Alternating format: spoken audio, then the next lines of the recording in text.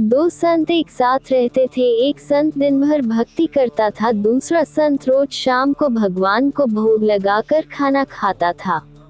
एक दिन दोनों संतों के बीच झगड़ा हो गया क्योंकि दोनों खुद को श्रेष्ठ बता रहे थे। भक्ति करते समय मन शांत रहना चाहिए और सभी तरह की बुरे विचारों से बचना चाहिए। जो लोग इस बात का ध्यान रखते हैं उन्हें भगवान की कृपा मिलती है। इस संबंध में एक लोक कथा प्रचलित है। कथा के अनुसार पुराने समय में दो संत एक साथ रहते थे। दोनों की भक्ति का तरीका अलग अलग था। एक संत दिन भर तपस्या और मंत्र जाप करते रहता था, जबकि दूसरा संत रोज सुबह शाम पहले भगवान को भोग लगाता और फिर खुद भोजन करता था।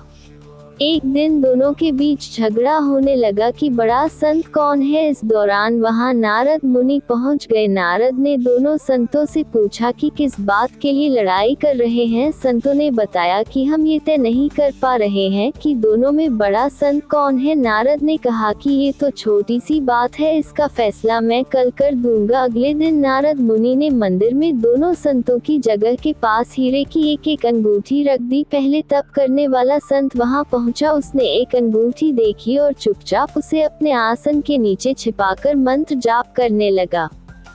कुछ देर में दूसरा संत भगवान को भोग लगाने पहुंचा। उसने भी हीरे अंगूठी देखी, लेकिन उसने अंगूठी की ओर ध्यान नहीं दिया। भगवान को भोग लगाया और खाना खाने लगा। उसने अंगूठी नहीं उठाई। उसके मन में लालच नहीं जागा क्योंकि उसे भरोसा था कि भगवान रोज उसके लिए खाने की व्यवस्था जरूर करेंगे।